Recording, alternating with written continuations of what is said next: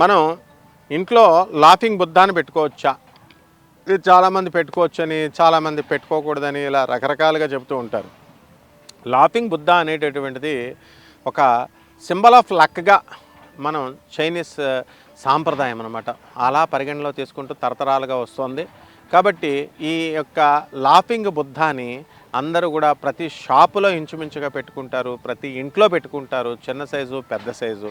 దీనికి ప్రత్యేకించి మళ్ళీ ఏ అగరబత్తి చూపించక్కర్లేదు, ఏ పూజ చేయక్కర్లేదు, ఏ నైవేద్యము మనం పెట్టాల్సినటువంటి అవసరం లేదు. కాబట్టి ఈ యొక్క లాఫింగ్ బుద్ధాని మనం ఒకవేళ షాపులో కనుక ఇంట్లో కనుక పెట్టుకుంటే ఏ మూల పెట్టుకోవాలి అంటే తూర్పు ముఖంగా చాలామంది పెట్టుకోవాలి. అలాగే ఉత్తర ముఖంగా పెట్టుకోవాలి. మరి దక్షిణ ముఖంగా వెస్ట్ ముఖంగా మనం కనుక పెట్టుకుంటే మనకి అది అంత శుభ ఫలితాలు నివ్వదు. నెక్స్ట్ లాఫింగ్ బుద్ధాన్ని పెట్టుకున్నంత మాత్రాన కోటాను కోట్ల రూపాయలు వస్తాయని అనుకోవడం మాత్రం తప్పు. ప్రపోర్షనేట్గా వస్తాయి. ఉదాహరణకి చందనా బ్రదర్సు, బొమ్మనా బ్రదర్సు మా చిన్నప్పుడు విపరీతంగా సంపాదించేవారు. మా రాజమండ్రిలో మేము చిన్నప్పటి నుంచి చూసాం. వాళ్ళు వ్యాపారాలు చేస్తే లక్షల్లో కోట్లలో లాభాలు వస్తున్నాయి అనుకోండి. అలాగే ఒక చిన్న పుస్తకాల షాప్ మోహన్ పబ్లికేషన్ అని ఉండేది, గొల్లపూడి పబ్లికేషన్ అని ఉండేది. వాళ్ళు సంపాదించేవారు. వాళ్ళు సంపాదిస్తే ఆ బొమ్మన వాళ్ళకు వచ్చినంత డబ్బు కోట్లు వీళ్ళకి వస్తాయి, వీళ్ళకి లక్షల్లో వస్తుంది, వాళ్ళకి కోట్లలో వస్తాయి. ఆ విధంగా మీకు కూడా ఖచ్చితంగా లాఫింగ్ బుద్ధ పెట్టుకోవడం వల్ల ప్రపోర్షనేట్గా లాభాలు జరుగుతాయి. అంతేగాని ఆల్ ఆఫ్ ఎ సడన్గా రాత్రికి రాత్రి కోటాను కోట్ల రూపాయలు వచ్చేస్తాయి అని మీరు అనుకోవడం తప్పు. అలాగే బౌద్ధ మతంలో గౌతమ బుద్ధుడిని మనము తారాదేవి కింద, మనం లేడీ తారాదేవి కింద, ఆడ తారాదేవి కింద మనం పరిగణిస్తాం. గౌతమ బుద్ధంలో ఎప్పుడూ కూడా ఎలా ఉంటుందంటే బౌద్ధ మతములో మనకి తారాసాధన ఎక్కువ చేస్తారు.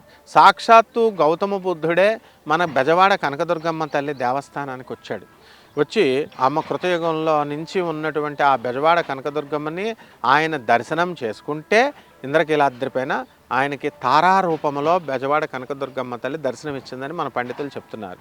శాస్త్రాల ఆధారాలు ఉన్నాయి, ఇదంతా చరిత్ర ఇది ఉన్నప్పుడు అక్కడ ఏం జరిగిందండి, మనకి ఈ యొక్క మిణుకుమంటూ తార రూపంలో వచ్చినప్పుడు సాక్షాత్తు ఆ తార ఎవరు? సాక్షాత్ పార్వతి, లలితాదేవే తార కింద వచ్చింది.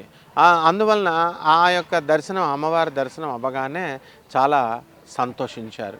కాబట్టి అటువంటి లేడీ తార కింద ఉన్నటువంటి ఆ యొక్క గౌతమ బుద్ధుడే సాక్షాత్తు ఆ లాఫింగ్ బుద్ధ అని అంటామన్నమాట. అంటే గౌతమ ఇప్పుడు చాలామందికి మీకు తెలియనటువంటి విషయం ఏంటంటే అందరూ కూడా పెళ్లి చేసుకోవాలనుకుంటారు, అందమైన భార్య రావాలనుకుంటారు. మీకు వస్తుందో రాదో తర్వాత మీకు కర్మను పెట్టి ఉంటుంది. కానీ గౌతమ బుద్ధుడికి అక్కడికి వచ్చింది. శుద్ధోజన మహారాజుకి ఆయన పుట్టినటువంటి సిద్ధార్థుడు గౌతమ బుద్ధుడు. ఆయనకు వివాహం మంచి అందగతితో అయింది. చాలామంది పెళ్ళిళ్ళు చేసుకుంటారు, సంతానం కలుగుతుందా కలగదా చాలామందికి తెలియదు. అక్కడ ఆయనకు బ్రహ్మాండమైన కొడుకు పుట్టాడు. ఆడపిల్ల పుడుతుందేమో మగపిల్లాడు పుడతాడేమో తెలియదు జనాలకి. ఆయనకు మగపిల్లాడినే కోరుకుంటారు, ఆయనకు కోరుకోకుండా మగపిల్లాడు పుట్టాడు. తర్వాత చిన్న జాబ్ వస్తే చాలు అనుకుంటారు. చిన్న జాబు కాదు ఆయనకి, డైరెక్ట్ పెద్ద జాబు, చక్రవర్తి పోస్టే వచ్చింది ఆయనకి.